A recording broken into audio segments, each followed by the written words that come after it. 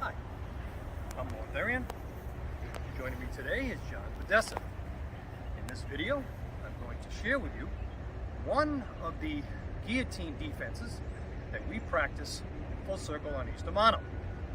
Let's break it down. All right. On the guillotine, you can be choked out quickly if it is applied properly. One of the dangers, once your opponent has you in a guillotine choke, is, depending on his background, he could pull guard, taking you to the ground. He could sprawl, and then your face will become part of the ground. And he could also, a person could be applying the guillotine choke and knee you in the groin. So, let's break it down while keeping this in mind that I could be taken to the ground. As John applies the guillotine choke, first, to get air and to relieve the stress on my throat, grab the wrist or the arm to get air. Without air, you will not be able to fight. Next, I'm going to strike into his groin with the heel of my palm. Or I could strike with a ridge hand, which is this part of the hand here. We call this a ridge hand. In addition to, depending on the situation, I could grab and crush the testicles and make him sing the song of pain if necessary. From here, I strike the groin, I slide up the contour of the body, and I elbow up underneath the chin. As I come down, I will punch the back of the hands. I step in. I step back, applying a standing centerlock. With the standing centerlock, I am turning the hand as the elbow stays high. From here, I can punch into the rib cage. Step back, placing my palm on top of his elbow and closing my hand so my foreknuckles are in line with his tricep tendon.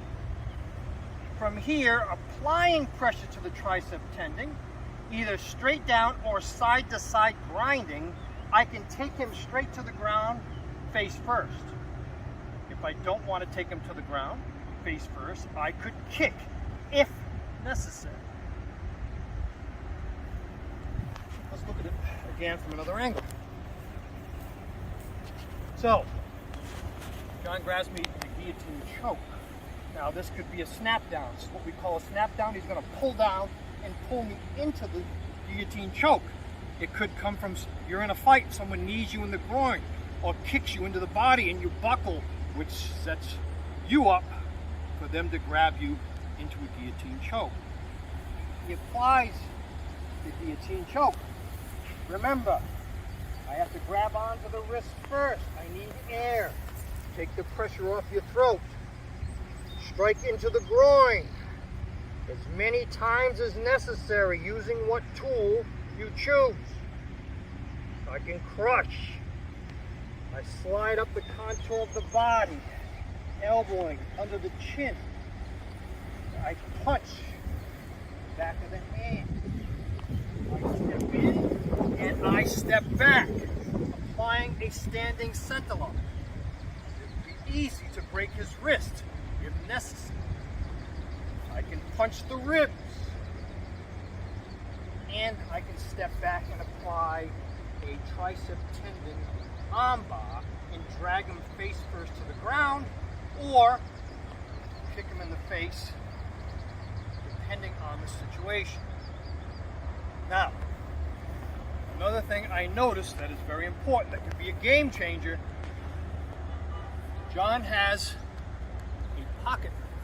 You have to keep this in mind when you're put into it with your awareness. Be aware if your opponent has a pocket knife. Just like if I have a pocket knife, it's going to be a game changer if he puts me in a guillotine choke.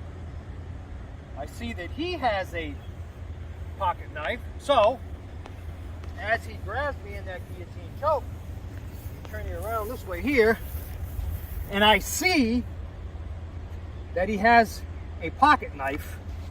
I can strike into the groin once to loosen him up a little bit, switch hands, and now I can pull. Now I have this, if necessary, to use from this standing guillotine choke to possibility of him pulling guard, and now we're on the ground, and I may need this to change the odds. So that is a defense to a guillotine choke that we practice in Full Circle on East Mano. If you'd like to see more of these videos, please subscribe to the channel. If you enjoyed it, give it a thumbs up. Thanks for watching.